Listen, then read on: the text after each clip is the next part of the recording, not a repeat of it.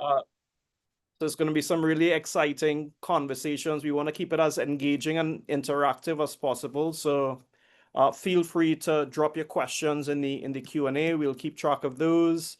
And if you'd like to engage with the panelists directly, just use the raise hand feature and we'll give you an opportunity to unmute. Just waiting on one more panelist and then we'll officially get things off and running. And our program manager, Mika, is moderating this evening. So very soon you guys won't be hearing from me very much.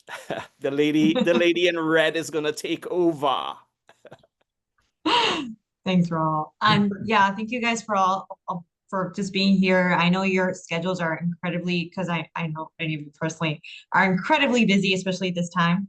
So I just really want to thank you for making the time. And I hope this is a really incredible discussion. It's going to stay recorded. So it's going to be on our YouTube channel too. So it's like an echo that's going to resound.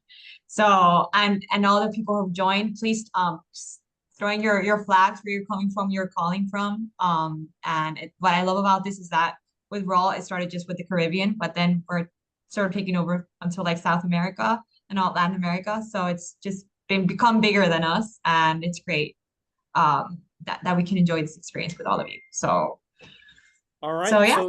Oh, Scarlett's in. Hey, here. Scarlett. Yeah, Scarlett is here. Everybody, Scarlett, hi. Okay, great. Wonderful. Thank you, Scarlett. All right, so good evening again, everyone. So for those of you who aren't familiar with Founder Institute Caribbean, we're the largest pre-seed startup accelerator globally. We work with founders at the very earliest of stages from ideation and work with them to launch, grow, scale, help them raise their pre-seed. And of course, we love to engage our community, and this is but one example of how we do that. We host these informative, educational, interactive webinars so that we can have a closer engagement with everyone across the region, Latin America and the Caribbean. And of course, Mika is going to be our moderator this evening. So as I mentioned before, I'm gonna zip it up and allow Mika to take over the show. So Mika, the floor is yours. Okay, yeah, I wanted to also introduce, I'm very happy with our cohort. We're around 34 founders from all over the Caribbean. And I just wanted to start this, just introducing all of our incredible guests today. But I'll open the floor to that. So I'm Micaela Julio. I'm a corporate communication specialist and I'm program manager here at Founders in the Caribbean. And today I want to talk about I really want to focus the conversation also on how Caribbean and Latin American artists can build scalable venture-backable businesses. And just with this incredible team of guests and hosts that we have today, how can we tackle that subject? Because the Caribbean is really a cultural powerhouse. There's a lot of fusion of different cultures that have come together, and it has great potential, right? But the part what we have to do conscience, and we have to generate education about the Web3 world. That's up to us, and it's up to all these leaders here, especially BitBasel is based out in Miami. Larry Namer, you have an incredible trajectory. So I want to touch a little base on that and just talk about how the richness and the power that Caribbean and Latin American has for creators, and how we can power them through what's Web3. So yeah, I want to first introduce our guests. We have Larry Namer. Larry Namer is not just the co-founder of the Entertainment. He is also Larry Namer, you've been absolutely disruptive in the Web3 industry. So can you tell us about how you transition from being in the entertainment and moving into the Web3 space, and about the two companies you're currently with? One of them, you also have your NFTs, NFT-wise award too. So if you can tell us about how you've transitioned that road and why it's so important for you in this landscape, maybe we can start the conversation that way. Sure. Hi, everyone. So could you guys could hear me okay? Yeah, perfectly. Good. So, probably better known or infamous, however you want to call it, for starting E! Entertainment Television, which we turned out Howard Stern and the Kardashians and everything in between. But I've always really been thinking of what's next as opposed to what was. Um, so I realized some years ago that linear television was no longer going to be king of the hill, and I decided to get involved in two areas. One is the change in geography of the media and entertainment world, because I really felt that it was going to stop being a U.S. centric business, but really become a global business. So started to pay attention to that kind of stuff, and then how technology fundamentally transforms the business models and the declining role of gatekeepers and things of that, and really creating an opportunity for people who are truly creative and have the right work ethic to be able to jump into a world that previously was not really open to them. So yeah, so I have a big company in China, and we do TV, film, internet content. We're very heavy into immersive entertainment, so we buy up the rights to immersive Van Gogh and Klimt and 100 Years of Disney animation and that stuff. And we're involved a lot in AI. More recently, we've been involved in the world of which is now becoming quite popular, called vertical dramas, which are these essentially little mini movies that are cut up into segments and serialized, and so we do a lot of that. And then yeah, I'm a founding member of the Academy of Digital Arts, Culture and Science, and we're going to put on next year the NFT Awards, celebrating all the great accomplishments there. And last year jumped into the podcast world. We do a lot in the podcast world now. Again, it's a great opportunity with no gatekeepers and relatively low cost to try out new ideas. And that's essentially it. And then working with Stefan on a really exciting project, which he is much more eloquent about it than I am. So I'm going to let him tell that story about what we're doing there. So anyway, that's what I've been up to these days. You don't stop, Larry. The choice is either keep going or learn how to play golf, and I am not ready for that. My brother's a golf instructor, so he he would disagree with that.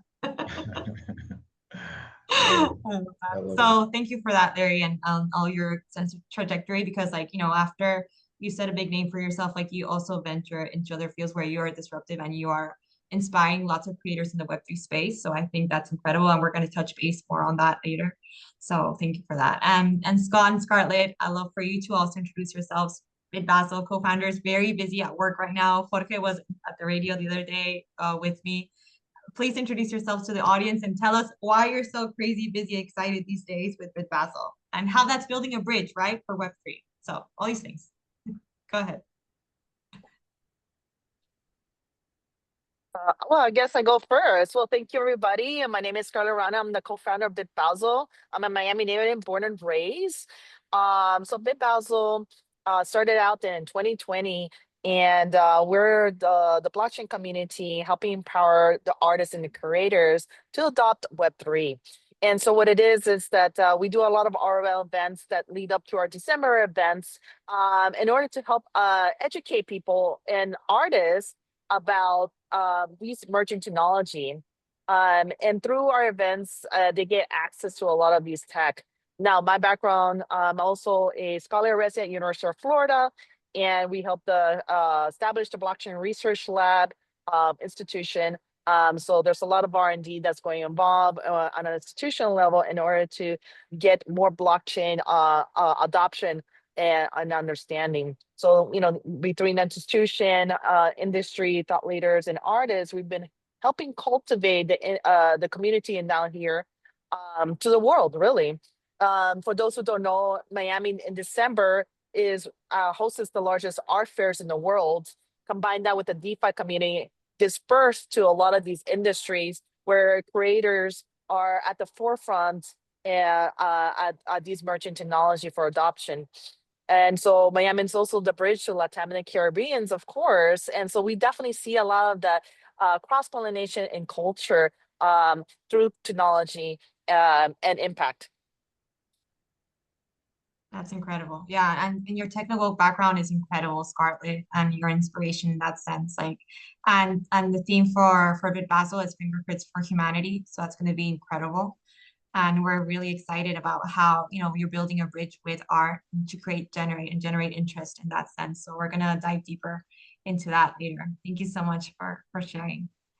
Scott, would you like to introduce yourself too? I mean, I know I'm supposed to introduce, but I know all of you, and I think that you guys telling, you know, everybody here who you are and where you come from is interesting. Sure. No, thank you. Scott Spiegel, founder and CEO of Bitbasil, partner here with Scarlett and Jorge, who was on the radio a few days ago. And before Bitbasil, I founded the Bitcoin Center Miami, which is a sister franchise of the Bitcoin Center New York, which was founded in 2014. The documentary Banking on Bitcoin on Netflix goes into that story, but focused a lot on education. I started one of the first cryptocurrency clubs at a university in 2014. And really the blockchain center was the continuation of that. But, with Scarlett and Jorge and the team here in Miami, it was really in 2020 that we saw the mainstream adoption of blockchain technology through art and artists with the NFT revolution. And so Bitbasil is really a continuation of that. How do we create the adoption of not just blockchain technologies, but all emerging technologies, which so badly need kind of this educational stewardship to reach the masses, to reach adoption tipping points, and it's really through the arts. And so, we combine this kind of education meets edutainment, entertainment model, edutainment, through our Bitbasil events, bringing people together to learn about technology, onboarded technology through the arts, and then helping artists adopt these new tools to help them monetize and utilize in this new Web3 world.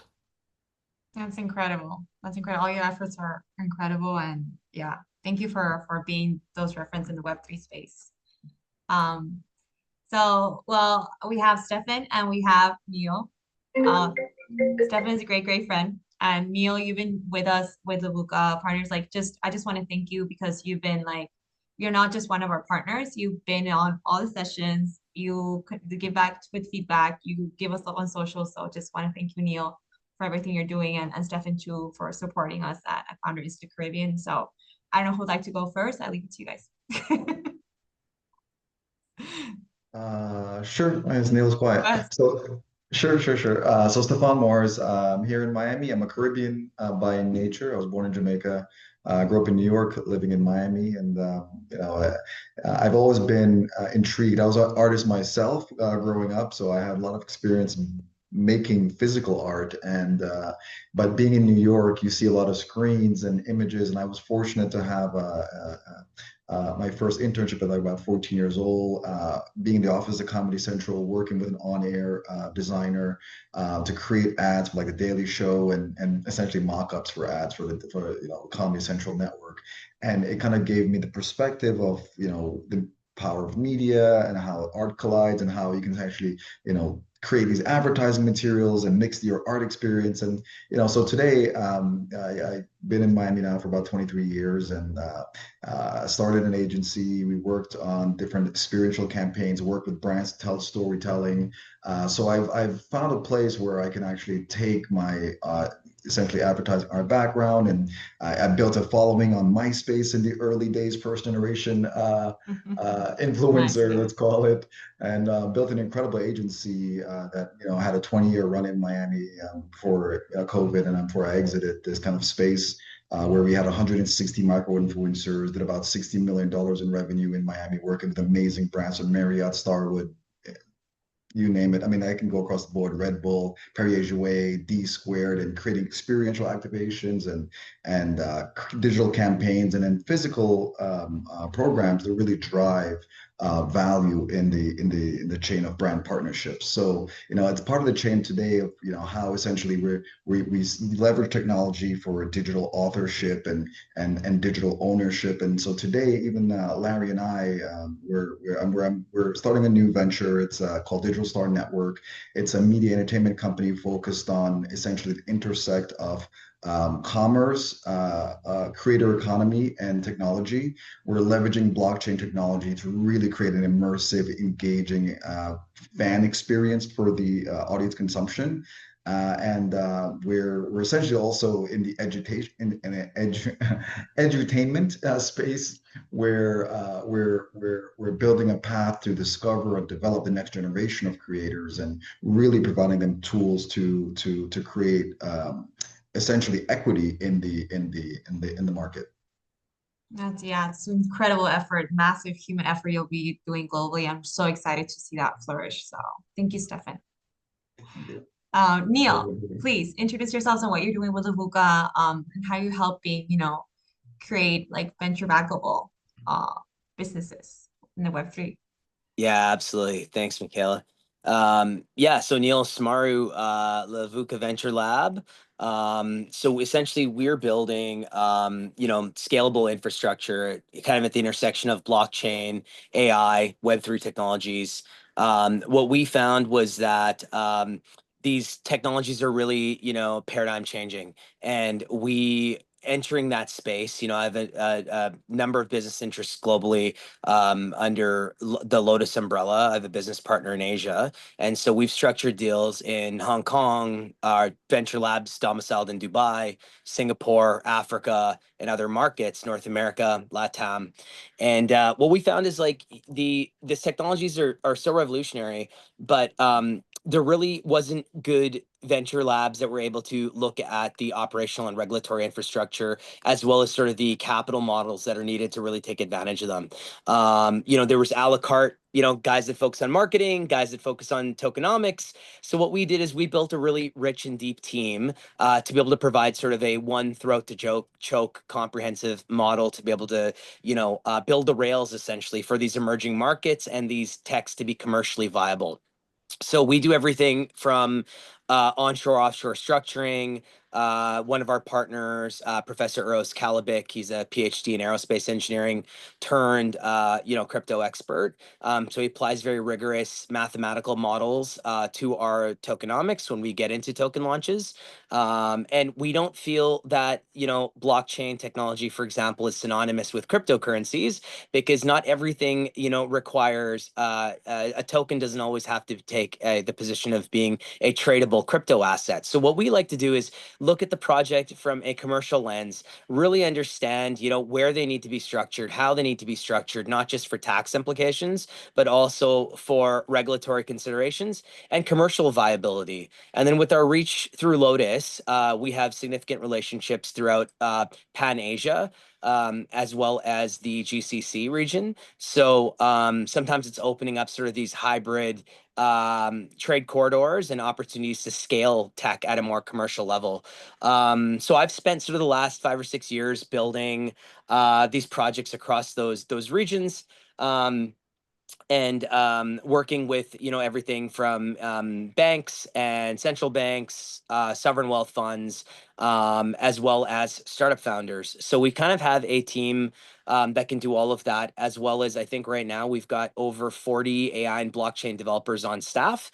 So we can actually build the tech as well. So we do everything from the advisory, the regulatory structuring, and then the actual tech development. So I like to say Lavuka is like the black ops of tech, right? We can do anything you want us to do. We can lead, we can do projects a la carte, or we can be in the background just supporting good projects. So in a nutshell, that's who we are.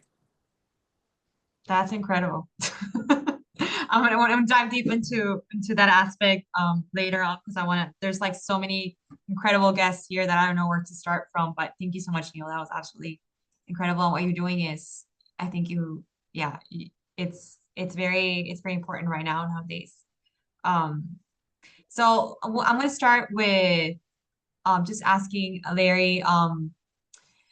Larry, I mean, you have a knack for spotting talent in, massive media. How do you spot how do you like imply how do you incorporate that same talent, that eye for discovering the next generation of founders and ambassadors in the Web3 space? If you can tell us about that, and if you've ever encountered some like Latin America a Web3 star, if you can tell us about that experience, it'll be great, inspiring, I think.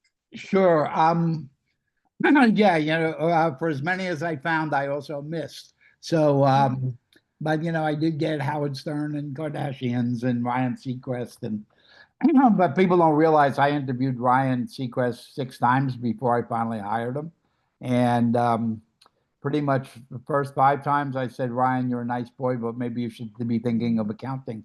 But no, and yeah, one of the people come to me all the time because again, we do have a pretty good track record at creating, media stars and stuff. But there are two main ingredients. There's a lot of intangibles, but two main ingredients. One is the personality needed, but the other is a work ethic. And most of the time, people have one, but never the two. I mean, they always come to me and they go, "Oh, I want to have a TV talk show," and I go, and I know how to get rid of them. And basically I go, okay, that's great. If we get your TV talk show, you'll be up every day at 3 o'clock in the morning. You'll be in hair and makeup until 5.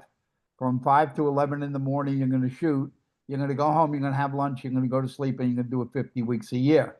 And the answer typically is, oh no, I can't do that. I like to spend the summers in Ibiza, or I like to spend the summers in the Hamptons, and just tell the network that, we can't do 50.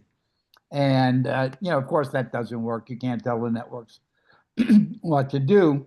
So most of the time we shake people loose because they either don't have the personality or the whatever. And now, particularly with podcasting, the barriers have come down. I mean, you don't have the gatekeepers, and podcasting is very inexpensive to do, and it's a great way of piloting and seeing whether or not an idea really does have traction, or seeing whether a host has traction. So where before it used to cost us a lot to do a pilot, now we do a pilot, we do a podcast and see if it works. So, but also one of the ones that has kind of been a big breakthrough for us. There was this gal named Natasha Graziano. She's I think she's now considered the #1 female motivational speaker in the country, if not the world. And Natasha pitched me, and I kind of took it going, yeah, all right, of course you want to be a host, everybody wants to be. But when I really researched their background, Natasha 8 years ago was a single mom, homeless on the streets of London. You cut to 8 years later, she's living in Bel Air, life coaching will.i.am and Steve Aoki and all folks like that. So we developed a talk show around her, a nighttime talk show, because you can't stop her from using foul language. So we said, okay, we can't do daytime with her, we can do nighttime. So we created the show Natasha After Dark, and it's really it's motivational, inspirational, as opposed to being like what most of the stuff is here, which is promotional. Here you watch a late night show, it's so Tom Cruise, tell me about your next movie. And it's the same show. With Natasha, she wants to know, what do you do with your kids on the weekend? What do you feel about relationships? And she's much more in tune with where I think the world is today. But one of the things that probably is most applicable to this conversation is, she life coaches people and gets, will.i.am and Steve Aoki and lots of major music stars or actors and actresses, and gets a real a lot of money, thousands of dollars a month to be a life coach, which most people can't afford. But there's only a certain amount of hours in the day, so you can't scale that business up without having to personalize it. So actually, we're in the process now, and we're just about done, and we'll launch in January. We're building a digital twin of Natasha because she's done 200 hours of podcasts and appearances and TED Talks and all of that. So, starting in January, you'll be able to have Natasha as your life coach. But it's really digital Natasha, not real Natasha. And I think we're pricing it at $19.95, $20 a month, which makes it affordable to most people and stuff Wow, like you're that. gonna clone her. Yeah, we have, and I've been watching it. The hardest thing was getting her voice because she's British. So the hardest thing was getting the voice right. Wow. Really struggled with that. But when, because we had so much stuff to go back on and ingest into the building the model, when you look at the digital one, there's really no difference in having real Natasha or digital Natasha.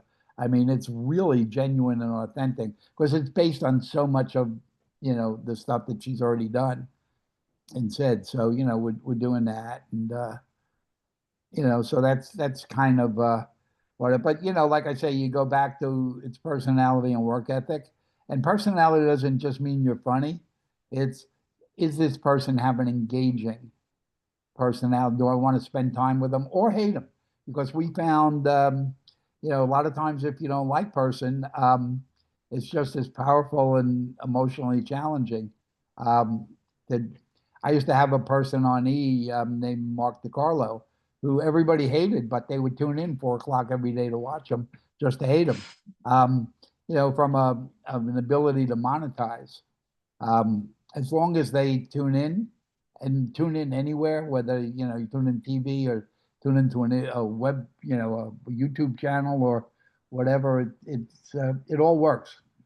If you could get the eyeballs, you could get the sponsors, and if you get the sponsors, you could build a sustainable model economically.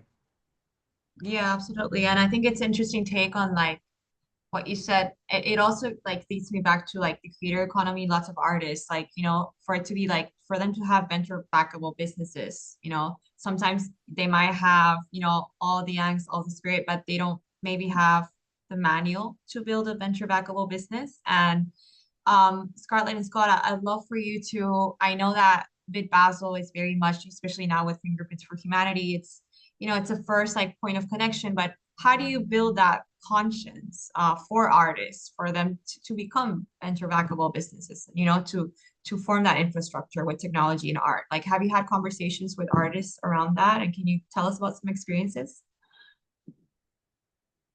Well, I mean, artists themselves are, we want them to be artistpreneurs, right? Artistpreneurs, but venture-backable businesses themselves, I mean, what the great thing about, democratizing access to finance in the economy with Web3 is that you can find supporters and you don't have to have 10,000x returns, but you can still get somebody to support you and get your art out there and make a sustainable business out of that.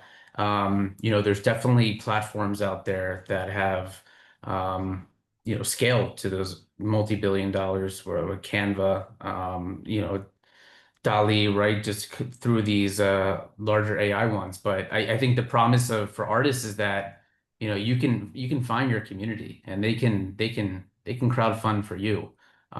You can also bootstrap, but you can also, find your supporters, find your small community that wants to support you, your tribe of 1,000 that will constantly subscribe monthly for $10 just to get to your latest drops. So I think it's really, what is the vision of these artists? And then how do we get them to that vision? I think with blockchain and decentralized finance, the tools are there where you don't necessarily need to be taking venture capital to scale for your dreams. Us, as a platform, maybe you do, but for these individual creators, they can really create a sustainable living doing what they love. Yeah, absolutely. Go ahead, Scarlett. Yes, so here at Bit Basel, we would definitely focus on the artist journey. So typical like galleries, they're very transactional. They don't really it's just a one-off. But by focusing on the storytelling with the artists, it helps build a community where you could add utility um to those artists and build their fan base, let's say.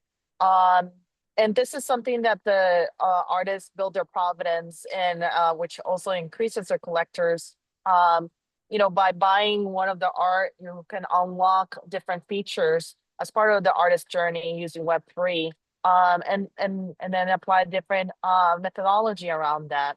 But more importantly, by giving the toolings to the artists can think more creatively outside of the box thinking. We're starting to see decentralized AI, for instance, using generative AI and blockchain to have more ownership of their intellectual properties, where a lot of these artists had to go through the middleman, and it was very difficult for them to monetize. And so this is something that a lot of us are feel more and more empowered by, and we could start seeing more use cases as more artists start to adopt these technology. They become evangelists, and it helps show use cases of how the industry is maturing, how they're learning how to tokenize their artwork. So BitBasil is truly like a showcase of how artists are using technology through different methodology. And that because it's so broad, right? So there's different variations of how XR or blockchain and AI and that conversion points. But and that's really one of the key steps. The RL events really helps it create the communication science aspect to make it more tangible, as a lot of these concepts are very abstract. Yeah, there's this huge educational like bridge that has to be built. On Tuesday, talking with Jorge on the radio, he's just an incredible Web3 referent. But sometimes what happens is that, he comes from Colombia, and I saw his interviews in Caracol TV, when Andres Oppenheimer and CNN, and like it was like, and we were trying to bring that to the audience here in Argentina. It's more of a massive audience. So building that bridge is really important. And then that leads me, Scarlett, another question for you. I mean, you're a scholar in residence for the University of Florida Blockchain Lab. You're actively involved in Miami-Dade, with all this like academia and social impact. How do these layers work to strengthen it and build the resilient fintech communities, and promote education? If you can give us like specific examples of these groundworks where you're involved and how they start building that bridge with education.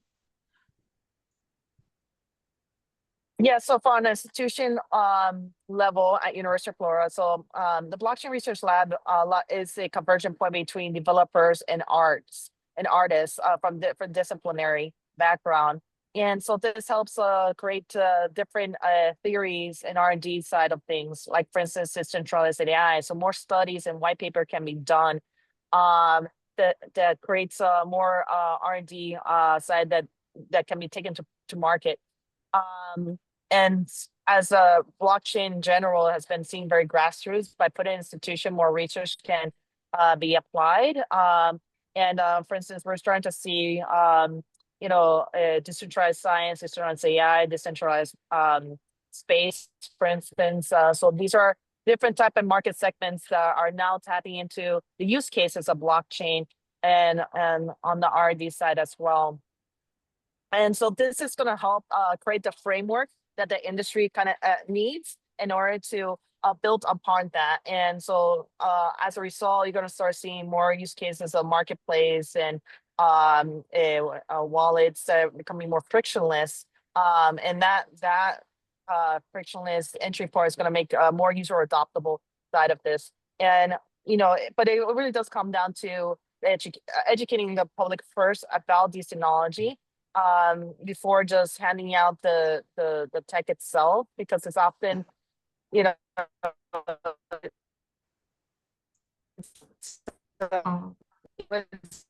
been described, especially, it's a family Spanish speaking, much more palatable and digestible, regardless what language you speak, because you embed into the culture. So that was really kind of the key to this. Yeah, and I love that take on like, for also it happens with us in Founders to Caribbean, and a lot of, I was talking to lots of incubators. There's a whole process before getting there, and that's what we were talking with Jorge Cortez too. But yeah, just you having that ground, that knowledge that very few people in the world has. Like, how do you build that bridge by already understanding the landscape of what's coming up next? You as as a leader is absolutely important to also set the bridge. And here I want to bring this question to Stefan. I mean, I remember like us talking about your past and how you grew, and like, you know, you're from Jamaica, so it's wonderful that you're in cohort with us. How do you bring that bridge down to like to the people to understand Web3? How do you build that from your storytelling, from your trajectory, from, you know, you as a founder? How have you done that from your personal testimony? Absolutely. So for us, we're building underlying technology that, essentially allow people to have digital ownership and have ownership into their assets, right? So we've been really trying to, really make it as seamless as possible, and so that way it's easy to understand, easy to adopt, and coming out of the post, FTX world where people are a little skeptical and scared, we got to be really careful in how you craft that narrative. And the shift now from, saying like traditional NFTs to now real world assets like Scott and Scarlett are so well doing so amazing job at championing. It allows for people to essentially leverage technology to have a digital, it's like your deed to the pieces, right? So for us, we want to give people that ownership, that single source of truth path, where their art can be democratized, but also capture future value.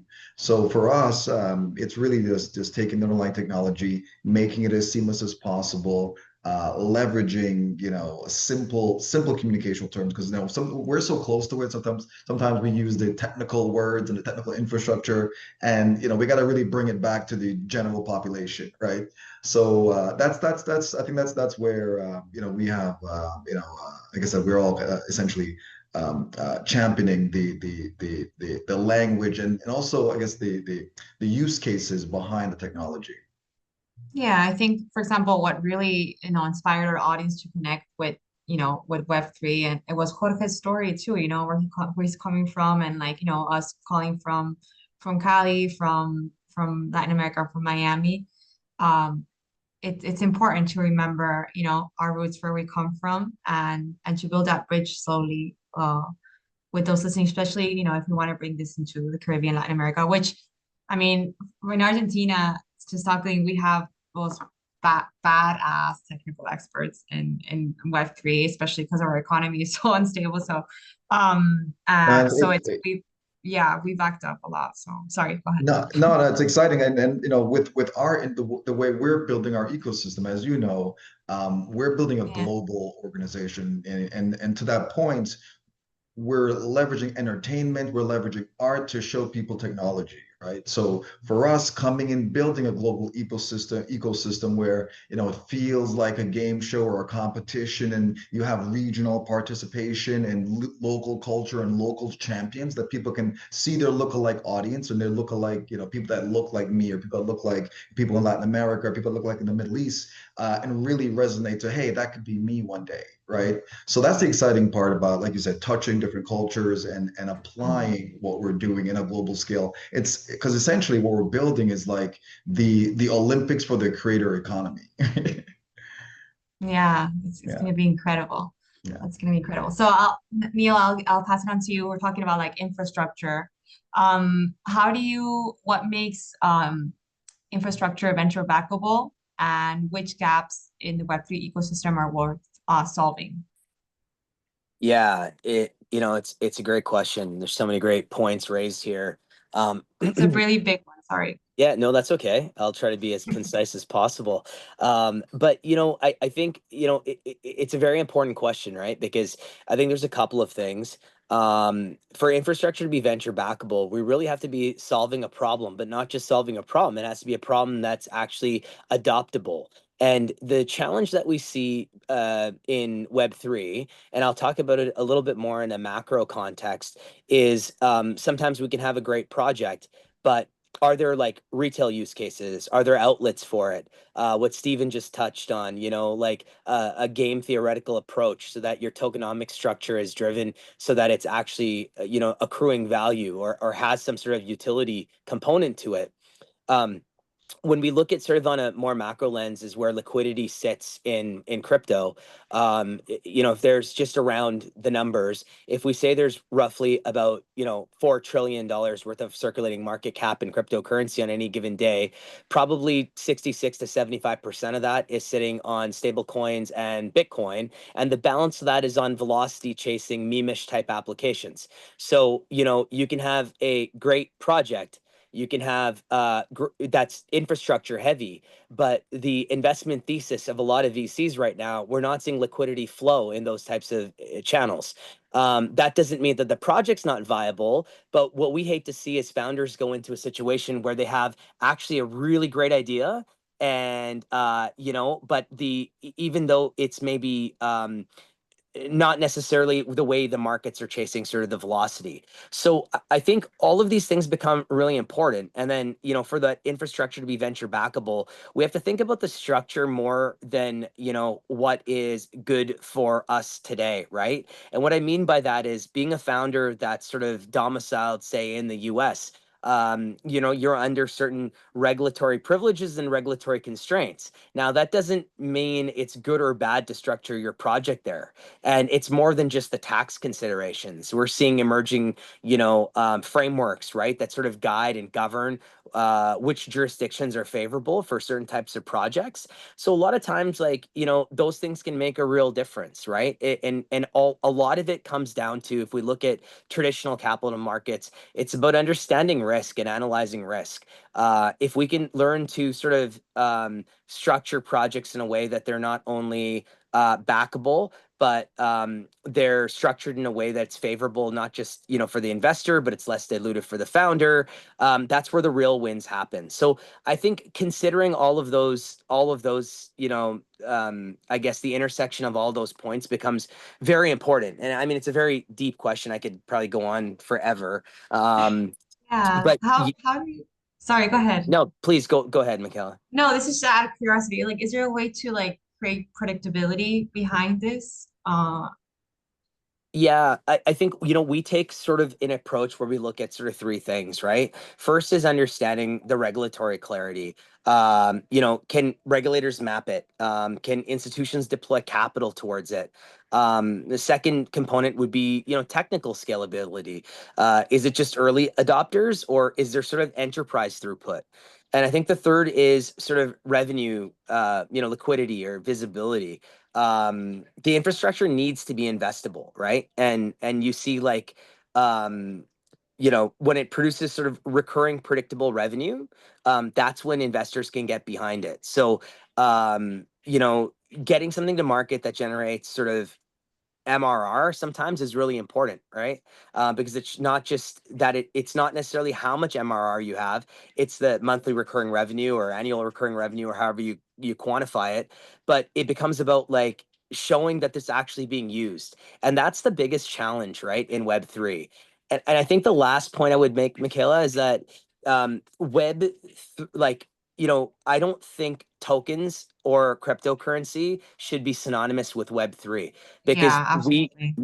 we think pricing, like, pardon me, the infrastructure, blockchain and AI technology are so revolutionary. We have to really think about how they are changing the outcomes, rather than thinking about, well, I really want to launch a token and I really want to be trading on, you know, Uniswap. That becomes secondary to us. So we don't lead with pushing that, you know, it should be tokenization doesn't mean it has to be a tradable cryptocurrency. And we think that it should be what's best for the long-term sustainability of the project, to not just attract capital, but ensure that there's deep enough liquidity to sustain the type of project that it is. So, you know, that's kind of how we approach it, at least. Yeah, yeah. I think it's great that you made that differentiation. Yeah, absolutely. Thank you so much. Wow. You're just an incredible wealth of knowledge, Neo. Like, it's how do you do? Thank you. Um, I've learned from a lot of mistakes. yeah, that's the best way to learn. Well, not the best, Yeah. but I mean the one that sticks around in your mind longer. I'm going back to this, and you know, we took a look at um, you know, like understanding the market. So Oh, sorry. I got lost. Sorry. I got lost in a cloud. So this is for you, Scarlett. So how do you understand when a market is mature enough for innovations, or like, there's a big gap that's coming worldwide, I think. So how do you evaluate if a market in a region is truly mature for innovation versus when they need to adapt and catch up? We discussed this previously. So how do you make that analysis yourself? And can you bring an example? Yes, in order to really see the market, you have to look at the critical mass in terms of the level of adoption, the quantifiable side of things. I think because of these emerging markets, especially with AI, it's growing exponentially. Meaning, it's still in its, I would say, when it comes to blockchain, it's still in early stage. So that means it's still prototyping. There's a lot of experimenting, prototyping that happening. Um, when you mentioned before about tokenization as a good example, like there's actually more use case than launching tokens for sure, but that's very true with in other market segments. For me, it's like how industries are actually starting to adopt this technology. For instance, the space tech community are now looking at blockchain technology as decentralized space, and how industries are actually starting to apply this. That's a good telltale sign that other market segments are starting to, within industry, they're starting to adopt these emerging markets. And once you start seeing those adopt on the industry levels, then it becomes more on the consumer level, where a lot of the UX UI becomes frictionless for consumers. And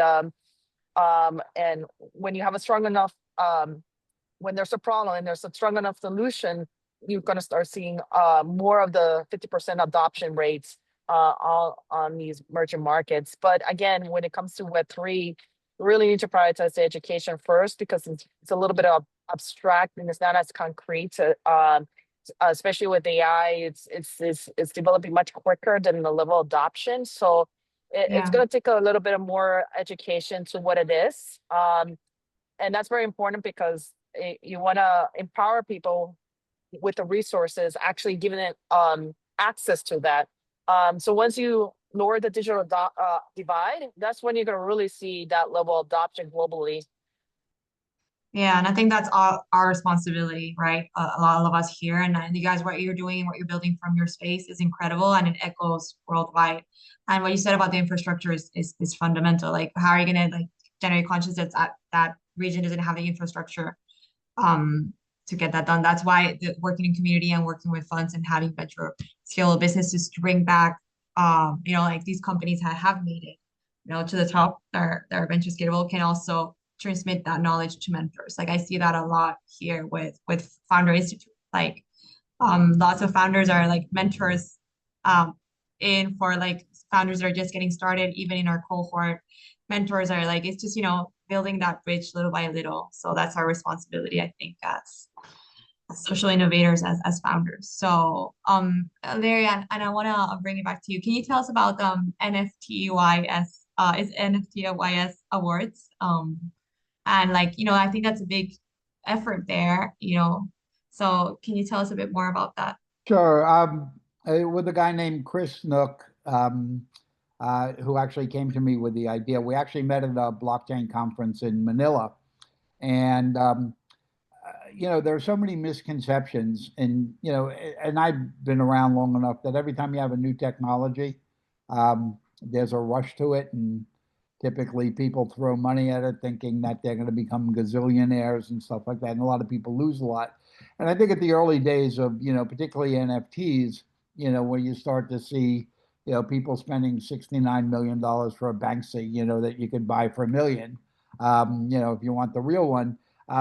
Just so many things, but yet there are so many good things going on. And those stories typically don't get told in mainstream media. So, with Chris, we started this thing, and basically next year it'll be its first year of televising, or it'll be a YouTube channel, and it's meant to get 15 awards for various categories, all having to do with people who are doing innovative, progressive work in the NFT world. and of course blockchain being tied to it. And then so it'll be run by an academy. There'll be 800 people in the academy. And so it'll be much more diverse than, let's say, the Oscars. Um, and it's meant to be worldwide, global. So people could submit their projects, and then they'll get judged, and we'll have an award show very similar. We're going to do it out of Vegas in a really cool studio out of there, and it'll be very interactive and totally different than anything that anybody's ever seen before. And then after 2 years of Chris and I running it, because basically for the first 2 years, we're basically in the mode of shut up and just follow instructions. Because it's got to get on, it's got to be sustainable. And not just sustainable in its production and audience development, but in the financials of it, And but then it'll Chris and I will step back and we'll just turn it over to this academy, which is really being built by innovators and thought leaders around the world. That's amazing. We want to hear more about it when, just in case any of the guests here want to join later, or if you have, I know you have the page. I want to send it over in the chat. Yeah. Awesome. Well, keep us in tune about that, because we, especially if it's global. It's definitely global. My thing early on, I mean, people don't realize that he is now in 142 countries, and it's arguably the greatest influencer of pop culture in the world.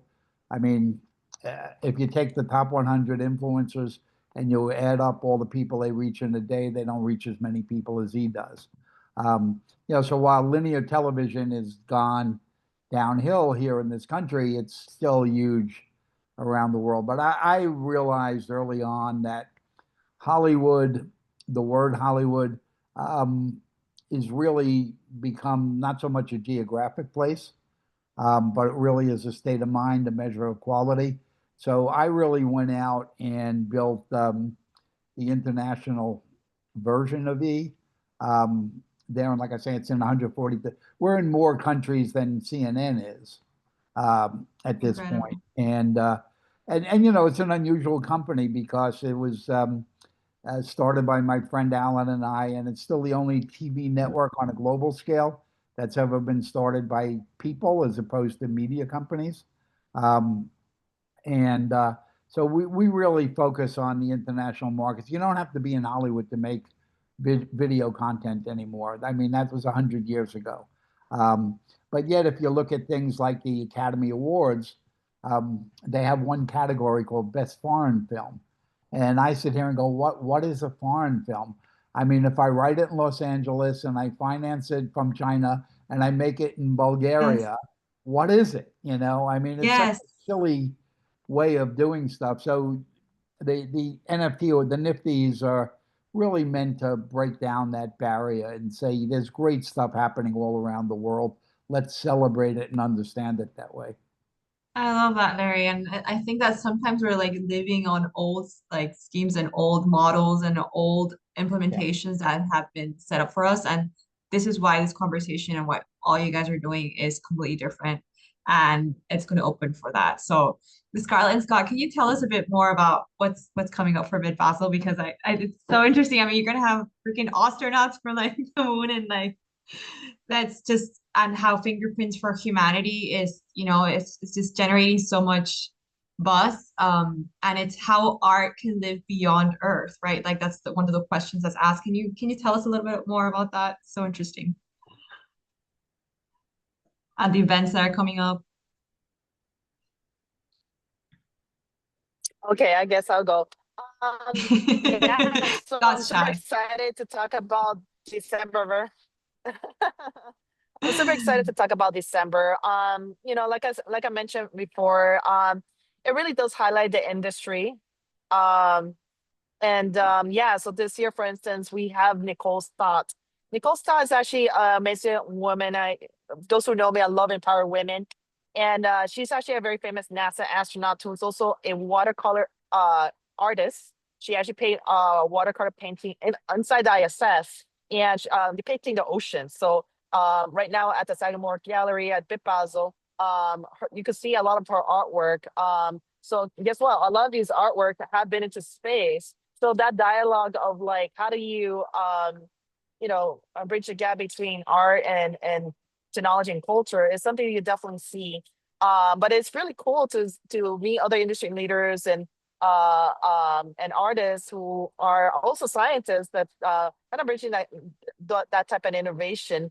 And one of the cool projects that we're a part of is we're officially one of the first companies to put R on the moon through a data storage that is called it's a nanofinch nickel disk where the art got inscribed. And that was part of a payload of an intuitive machine that went last year. And we're going in again. And so a lot of these artists that we inscribed and selected, we selected based on their story. We use a rubrics of the Sustainable Development Goal that is a framework that the United Nations uses to depict impact. So in this case, we use SDG 14, Life Below Water, which is all about the ocean. And so we have artists from around the world get their art inscribed on this nanofinch nickel disk. And that now will be the payload for the next mission that's going to go on the moon. That's a cool use case. It's actually going to land on the south side of the moon, which actually they found water, which is why NASA is going back there to do another survey expedition to better understand the geographic of that area. And so we've been honored to go on these type of curation. But this goes to show like what are some of the use cases of Web3 data storage and how that's going to help verify real world assets, which is what BitBasel has been working on, the verification layer of these real world assets through the arts. And having understanding fragmentation ownership of that. So not to overwhelm everybody in terms of tech, we use R kind of like, okay, well, you're putting R in the moon. Wait, what is Web3? What is AI? What is XR? So, it really does help to do more showcase and hands-on because we find that people will learn best by, talking to the industry leaders that are involved in a lot of these technology and that happens to also be artists. So that goes to show like what our ecosystem is about. And on top of that, it is a 5-day, 5-night activation. We're doing the FinTech Forum. And more importantly, on December 5th is if you go to www.nft.miami, we're hosting one of the largest Web3 get-together. We're bringing back NFTs. Because NFTs never went away. It's actually going back because it's more of a technical worm. But it's going to highlight a lot of the ecosystem again, through this digital renaissance that we're starting to experience. But again, these are it's a showcasing now the industry is using technology through the arts. And so that definitely I would love to invite you, everybody here. I should put in the chat group for a free general admission. Yes, we want to give access to people. So everybody who's attending here is going to get a free ticket, a free general pass to attend at BitBasel as one of the largest Web3 art fairs that happens in December. So, this is an opportunity for you to Thank you, meet. Scarlett. You're the best. Yes.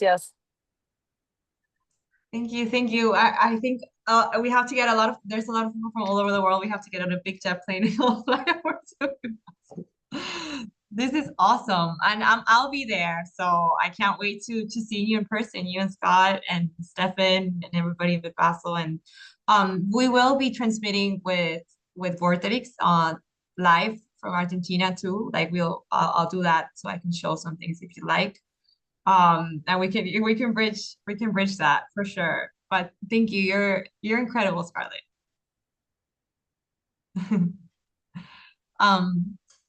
Gosh, so many exciting things like coming, so many great events, and like what you guys are building is inspiring. So I really admire everybody here. I don't know how to continue the conversation. Neil, just on what you're building and just besides like your value, like what inspired you to to build the VUCA labs? Is it something that was it meeting with founders and like finding like can you bring a situation that inspire you to build in that consulting area for to to empower these founders from experience or like specific examples you can bring to the table? Yeah, absolutely. So, aside from Lavuka, people may notice that I own a number of companies under the Lotus umbrella. I have a partner in those entities, a gentleman named Alan Wu in Asia. Alan's the CEO of the Asia Pacific Economic Leadership United Association, based in Singapore. And the chairman of that entity is Sheikh Khalid bin Zayed Al Nahyan, who's a prominent member of the Abu Dhabi royal family. And Alan and Sheikh Khalid co-own a couple of big entities, Bin Zayed Natural Resources being one of them, and BZG Investments Asia. Bin Zayed Natural Resources is a very large mining mineral portfolio company. So to tie it back to sort of the creator economy piece, as something Scarlett mentioned, we were very bullish on things like tokenizing real world assets, especially commodities and things like gold, both in situ and, LBMA hallmark gold and bank vaults. When we entered into the Web3 space to do that and price things like data, we were very interested in data interoperability. I have a team that's very rich from the Filecoin ecosystem. And so what inspired me to build it, Micaela, was when we entered into the space to build our own projects, I was tired of getting introduced to people that use a Telegram handle and not their real name, and finding somebody that is supposed to be a tokenomics expert. I don't know what their first name is, and then finding somebody else that's supposed to be an expert in marketing, and I don't know who they are. And I'm not used to that coming from sort of traditional business. And I thought, well, this technology is so powerful, right?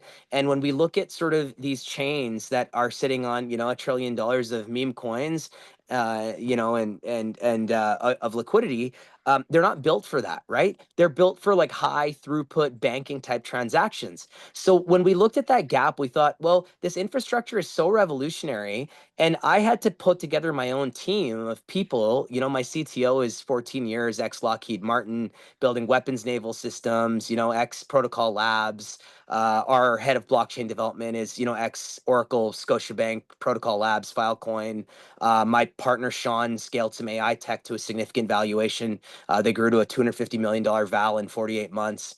Anyways, all of that aside, we'd assembled our own team to be able to do all of this. And we thought people were coming to us saying, can you help us with projects? And we thought, yeah, there's a gap here where we need to build a venture lab that's capable of not only supporting founders, but being able to walk into, a Fortune 500 company or a publicly traded company and say, we understand how to price your gold. We understand how to price your art, because there are sort of financial, ways to do this. So, everything from taking, fractionalized or tokenizing art, to helping a startup founder make sure that they're building their infrastructure the right way, because we don't want to ignore the fact that crypto is still revolutionary. I think the biggest misconception is that everybody still sees those early bull runs that happened, the last one in sort of 2019, 2020, where people were launching ICOs in the back of a napkin and raising $200 million. And those days are gone, right? But the people are still enamored by that. And I think the financial sort of paradigm is changing. So, that's what inspired us to do this. Is I didn't want founders to make the mistakes we had to make. And I don't really think that just because you are a founder in the Caribbean or Latin America or Africa. I'm originally from, a sister island chain in the Fiji Islands. And so, I don't want to be limited geographically. And to Larry's point, the world is truly international now, right? Like, what is a foreign Yeah. film? So, We're all foreign films here. right, exactly. So we built it to say, we don't care where you are. We think good projects can come out of any region. And we think with knowing that we exist and teams like us exist to sort of support those projects was what was important to us.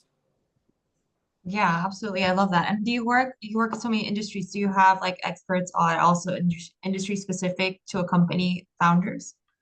Not necessarily, because I think that the founders should be the experts in their industry vertical. We're never going to be able to boil the ocean, right? So we can't be experts in everything. We're experts in modeling sort of capital structure, blockchain and AI technology, and so we can ensure that your tokenomics are rigorous, that your cap stack is being presented the right way.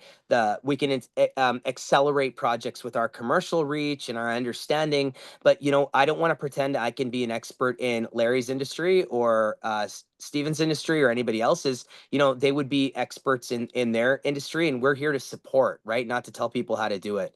But I think it's that idea that together we can scale more and faster. So working with like-minded smart people is our preference, and to remain experts in what we do.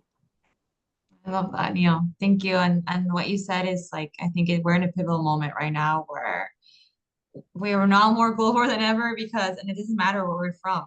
And that connects us in different ways. And also like, yeah, just you building that bridge with what you're, with Lavuka is incredible. So thank you so much. And thank you so much for being here.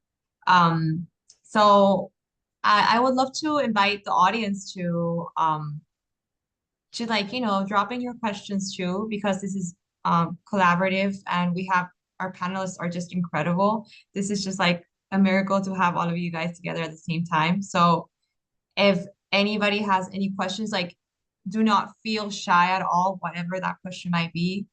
We're here to answer. I'm gonna open the floor. Does anybody have a question you can throw in the chat, and then we can like unmute you and you can join. Anybody, any questions that you'd like to? I think I can call out a couple people. Mika, Go ahead, Rawle. Let me prod a little bit.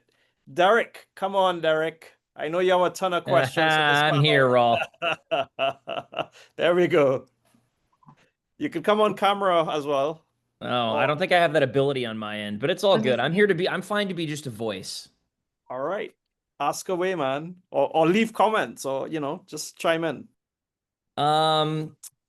Boy, I guess where to chime in. I really agreed with I just have to say I agree with what Larry was saying about Hollywood not being a place anymore. And that's like kind of sad for me as an industry that I work in, but also I just think it presents this massive opportunity for all these creators worldwide to get their stories told, and also for startups who who want to service those audiences and those creators.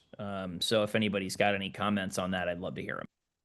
Awesome. And Derek, before you go, maybe you should introduce yourself so the panel. Oh yeah, sorry. So I'm a good friend and colleague of Rawle's. I work in venture capital in the media and entertainment sector, and I'm based in Los Angeles. Amazing. So anybody want to piggyback on that? No?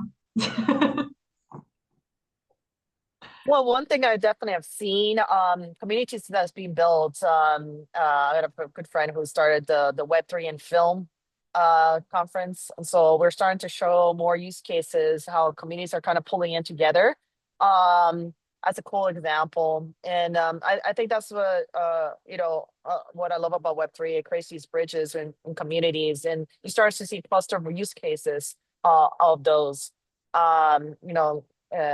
Both Larry and Derek are in film, and how artists and creators are now leveraging technology as well as building ecosystems around that. So you're going to sort of see a lot more of that, different type of use cases. In this case, for the creator economy, you're going to start seeing like people that are doing, let's say, poetries and books, utilizing Web3. Over assets and communities building those use cases.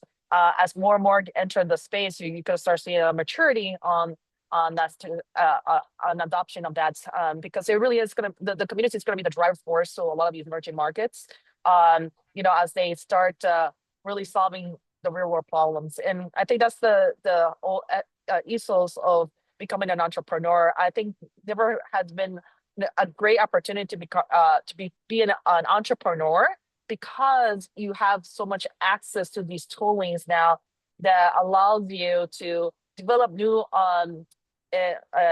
more minimal viable products.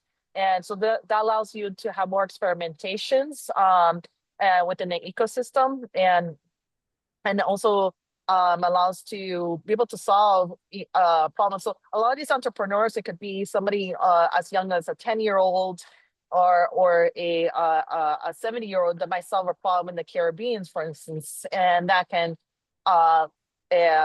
become the next brilliant idea that can be seen globally. I think in the Caribbean specifically, you know, I definitely see a lot of the front facing in terms of climate change scenarios. They're more in the front facing in terms of sea level rise. So you're going to see a lot more innovation with Web3. That's particularly very true with ReFi, regenerative DeFi, communities in those Caribbean areas. So you're going to see more of that as more people start entering these emerging markets. I love that how like every like ambassador and like referent in this field on an artist is also like opening a window to, you know, global warming, to like to different topics that are key. I mean, something that happened recently was Hurricane Melissa. So and you know that like hit us very closely because a lot of our founders were in Jamaica at the time. So and it's crazy like how ecosystem builders are using also their power of like through personal brand, through, you know, the web and connections to ensure like to all work together for relief. So I love that, and I love to learn more about more creators in the Caribbean. If you I love to dive into your insights, Scarlett, if you can connect me later when we meet in person. And I'm moving into that too. Yeah, go ahead. Yeah, Rawle, you're gonna say I was something. about to say, Mika, talking about more creators from the Caribbean. Crystal, you're from the Caribbean, Yeah, but Crystal, you're you're in here. Atlanta. You're on the call. You gotta unmute. I know you have some questions for this Crystal's one of our remarkable founders. panel. Yes, everyone. Hi, everyone. Thank you so much. This has been an amazing session. So I am a content creator, as well as I am building my own non-alcoholic brand. My content is based around just mocktail sharing, recipes, and also highlighting Caribbean culture while I'm at it. So my main question, and this might be more for Larry or anyone, what storytelling elements do you feel creators should use more, often to like build emotional connection with an audience?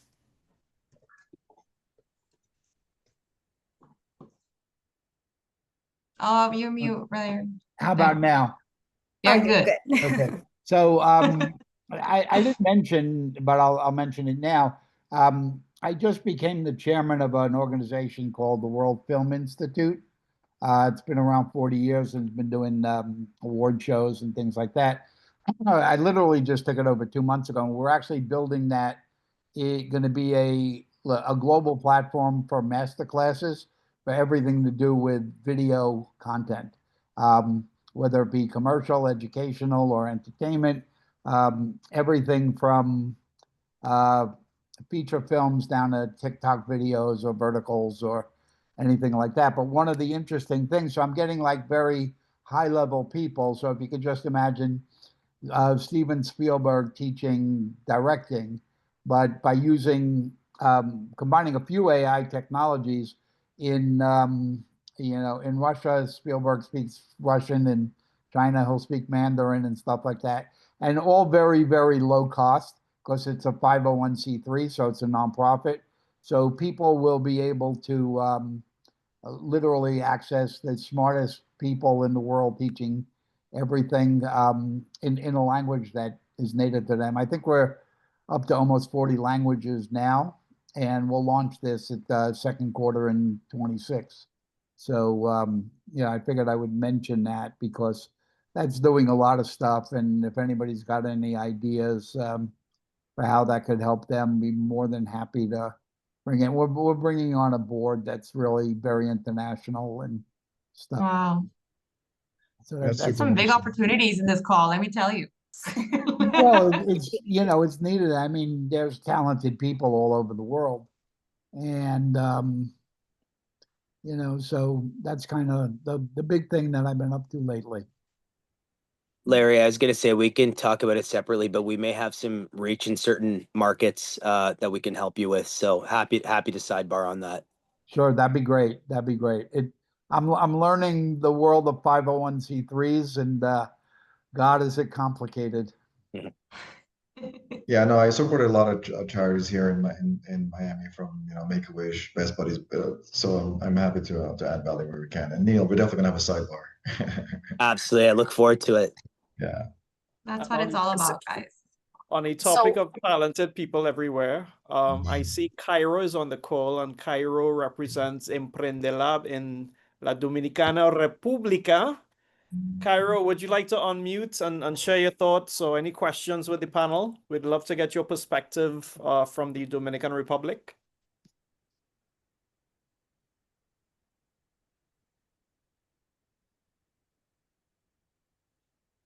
All right, perhaps not, being shy.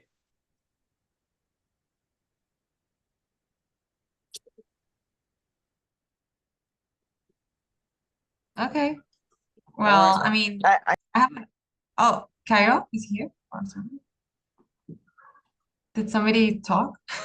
Or am I hearing voice? I think Scarlett wanted to. Scarlett, no, go no, ahead.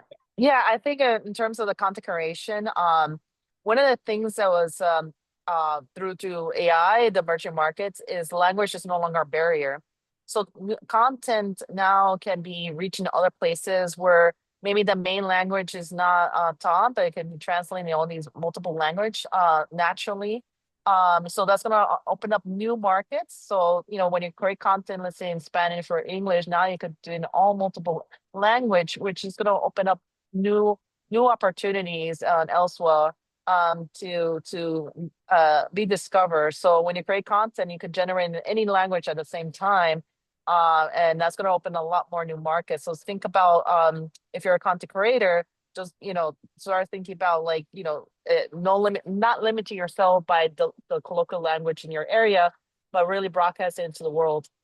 No, I love that. It's part of our strategy as well, what Larry and I are working on, because essentially we're building 4 quadrants, 4 Middle Eastern region. And when you look at just the Middle East, in America and probably in Latin America too, there's 2.5 billion Muslim Arabic speaking people that we really don't interact with.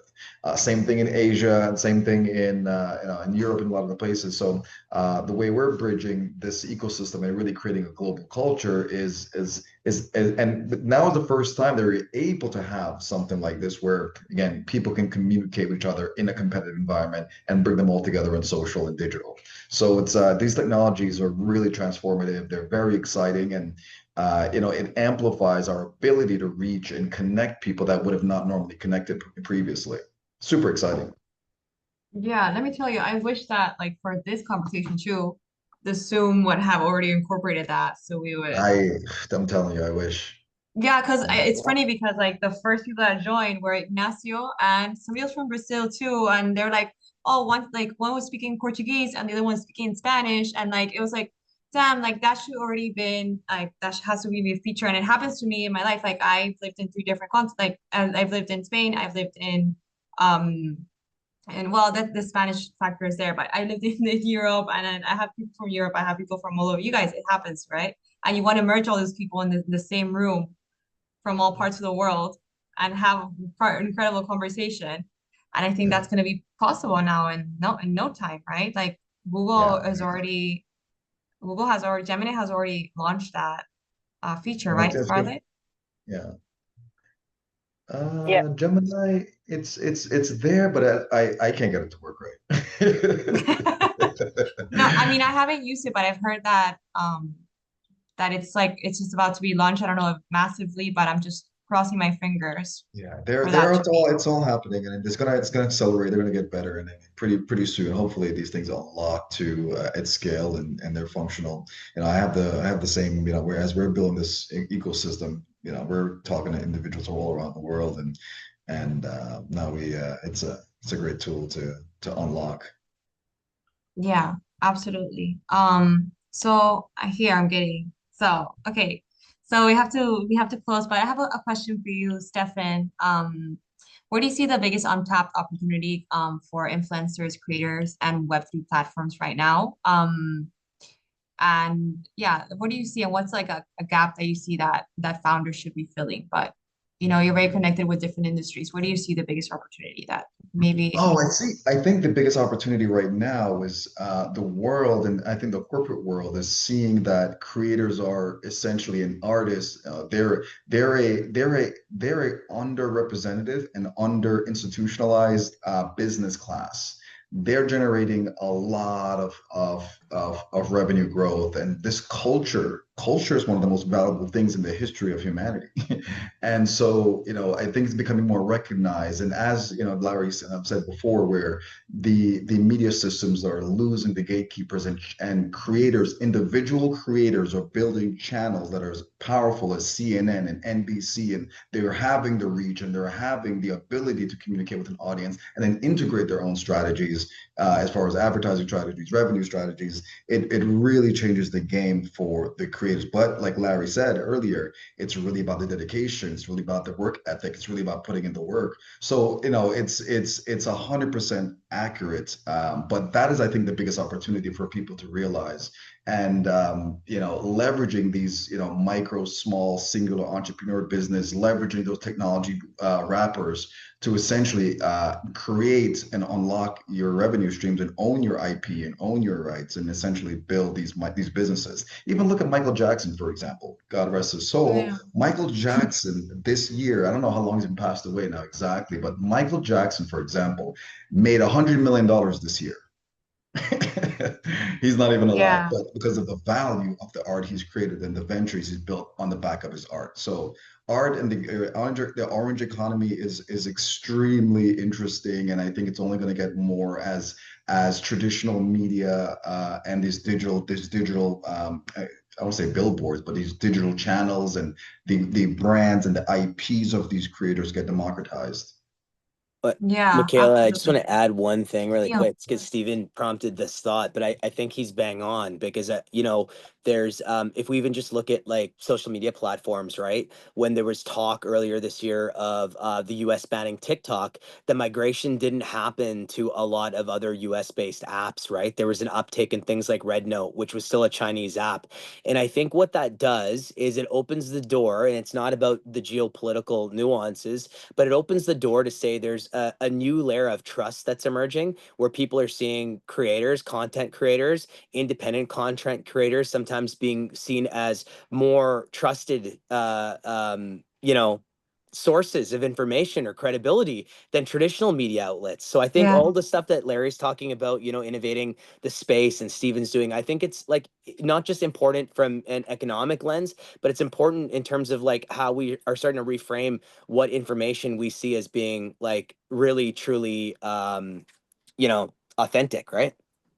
Yeah, absolutely. And it's crazy. I have a journalist like background, and I've, completely lost faith in not faith, but traditional media too, like I diverted completely. And I think a lot of us too, and have entered the corporate world to communicate and to align more. But yeah, we have a freedom and a power and legitimacy that yeah, we're just entering a new paradigm. That's really interesting. I'm gonna start closing remarks here. But Sorry, first I wanna yeah, go ahead. Sorry, before you close, there I is know there's a one question by question Nicole, right? in the In the Q&A. chat. Yeah. Yeah. Yeah, I saw that. I'll take Okay. on Nicole's question, but I also wanna, Larry, that's great that your family went from Turkey. I just want to read Larry's comment here. Your family went from Turkey to Cuba in 1932, got out of Cuba. My grandfather went to New York. Two sisters went to California. And you have 6 here in Argentina. So, Larry, we got to find them. The family originally from Spain. When they got kicked out of Spain, they went to Turkey. And because they spoke Spanish, when they had to get out of Turkey, they went to Cuba. And then in 32, when Batista came in during that revolution, as opposed to the Castro, my grandfather went to New York, 2 sisters went to California, but the bulk of my family is actually in Argentina. Wow, that's crazy. Well, you have to come here. We're on our roadmap for sure. I'm gonna drive you Yeah, everywhere.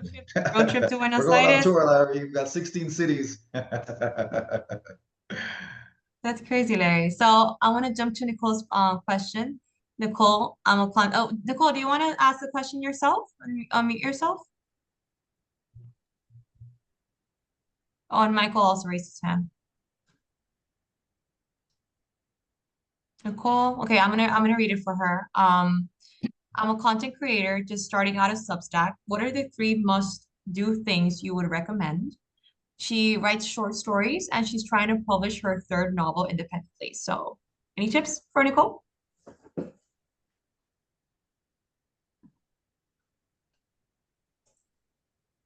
Get out there, tell your story. Podcasts, YouTubes. Me and Scarlett before this were just on a Twitter space with these micro communities. So I'm sure there is a short story, community in your genre, right? I'm sure it has a specific genre. So get out there, let it be known even before you release it, as you release it, but just make a lot of noise about your art. Yeah, this is Larry. So the biggest thing is I do a lot in China. I have my bigger company is in China these days, but with COVID doing more in the US. But the biggest thing in China for a number of years, which is now really beginning to take hold in the US, are these things called vertical dramas. And they're essentially short 2-minute story arcs. And we use a lot of soap opera writers because they know how to write in 2-minute arcs. And it's you. We were actually in my company in China. We were actually the consultants to ByteDance on the whole vertical thing. We did all the business modeling and stuff for them there. But it's becoming a huge thing in the U.S. This was the first year that they've had vertical drama awards, and in LA had 3 vertical drama conventions in the last 3 or 4 months. So I would pay if you know how to write and you know how to write in short chunks. That's where I would be putting my attention and my effort. Yeah, and the only thing I I love would add that. to the question, as far as like what you it's really crafting a story and then having individuals want to come back. So you got to think about your, like Larry was suggesting, is having your story arc. So you have your beginning, your middle, your end, or your, and so you got to structure it so that where you lead the audience through that storytelling dynamic, and you want to make sure they see how the story ends. So it's really getting that hook in the beginning in the story to say, all right, this is going to happen. Here's a problem. Then you have the journey to the solution, and then you have the solution. The hero's journey. A hero's journey, exactly. I love that. I'm gonna read this comment here. It says, Celio doesn't speak English. But it says, so I'm available to discuss major projects on superalkaline mineral water. Okay, okay, okay, Celio, we'll take you in consideration. Obrigado. Obrigado. Celio Obrigado. speaks Portuguese. Nice to have you, Celio. It's Português, Um, Brasil. Okay, thanks for being here. So Desiree, okay, Desiree has a question. Am I pronouncing your name? Desiree, do you want to come on the mic and ask the question yourself? And tell me if I'm pronouncing Desiree. Is it your name? No? Okay, I'll ask the question for Hi, you. good evening. Okay, there you are. Perfect. Oh yeah, it's Desire. Is Desire. Okay, okay. So tell us, ask you the question yourselves, Yes, if you like. thank you. Sorry, I think I joined the call a bit late. But yeah, I just wanted to know, right, what are like the already existing infrastructure for like the orange economy in the Caribbean that like supports the growth of the ecosystem? Because I'm in Nigeria, Abuja, Nigeria, and we have like the creators, we have like creatives that are really growing big, and but it's more of like the individual creators themselves and the ecosystem. We don't even have businesses that are venture backable, not to talk of scaling, because there's no core infrastructure when it comes to even intellectual properties and even like financial management for like creative startups. And so I just wanted to know, what does that look like in the Caribbean?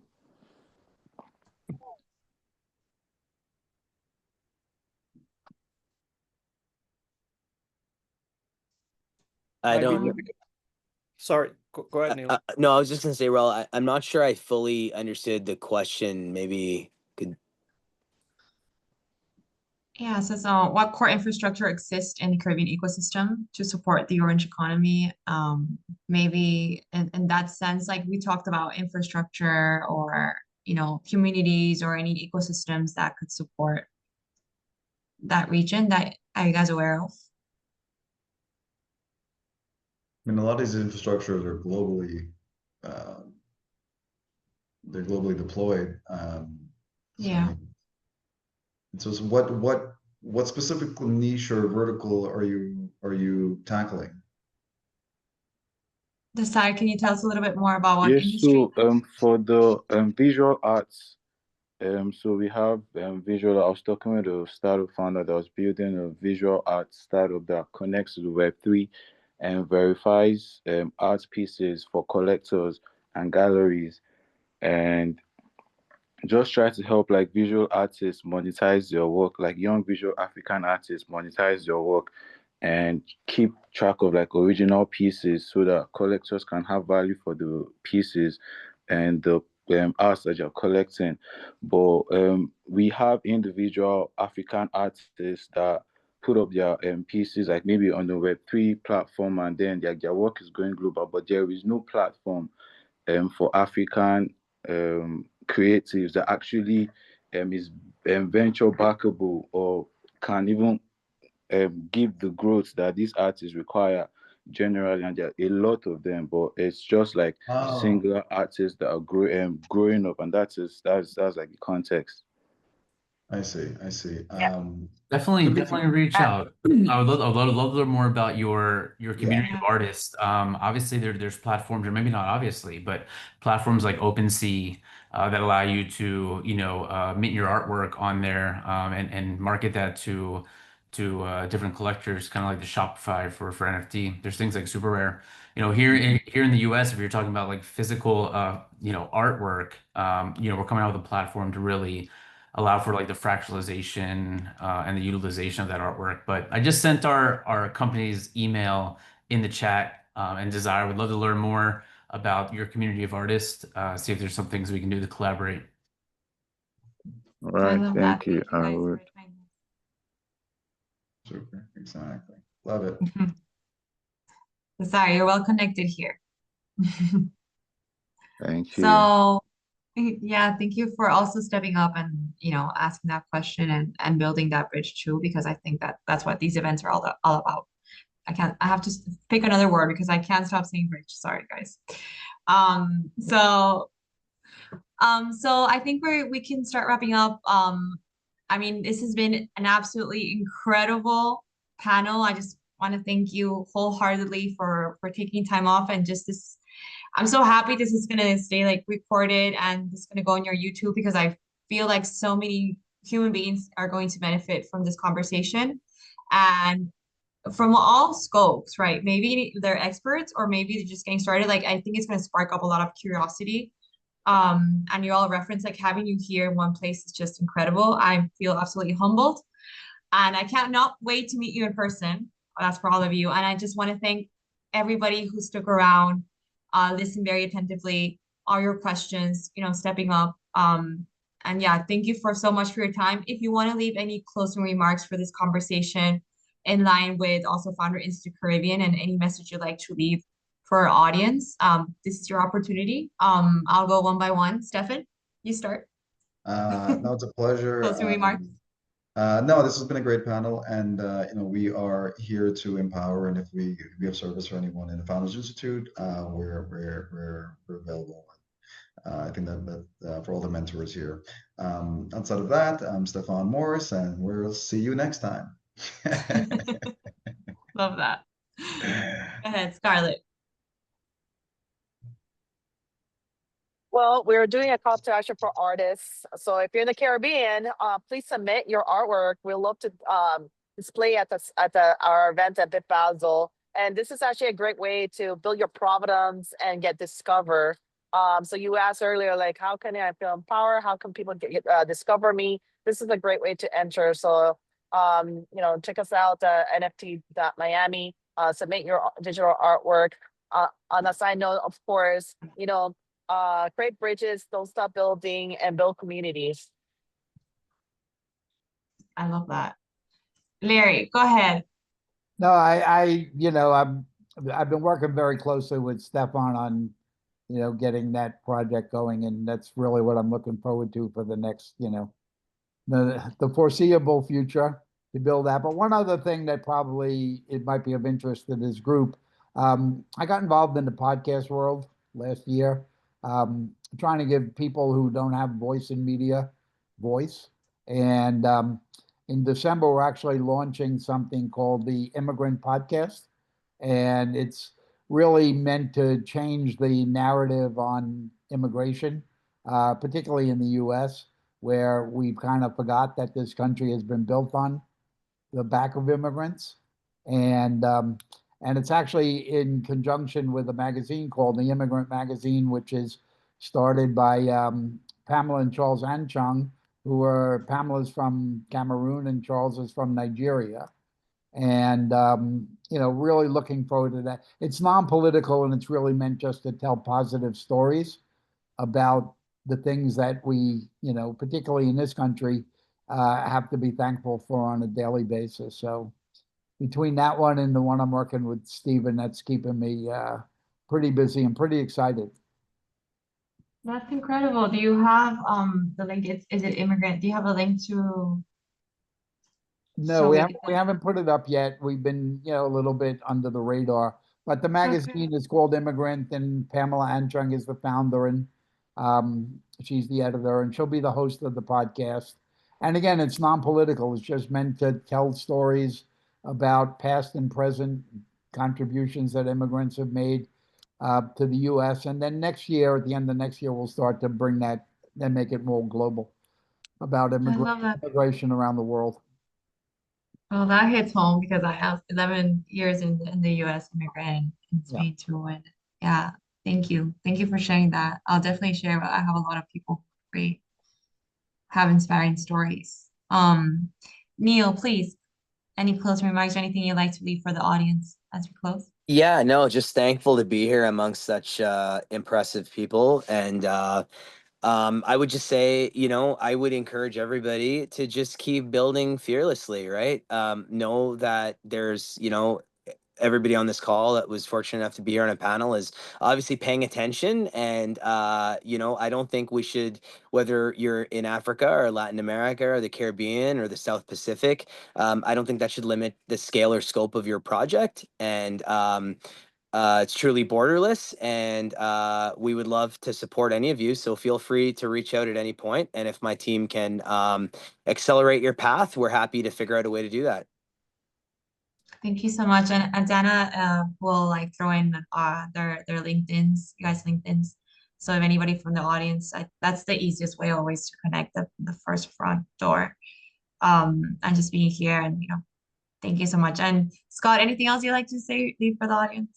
Oh, thanks to Founder Institute Caribbean team for hosting this, for shouting us out, all across social media. We have our next journey in Miami in December. Hope to see you all there if you can make it. If not, through the live stream that Micaela said she's going to do.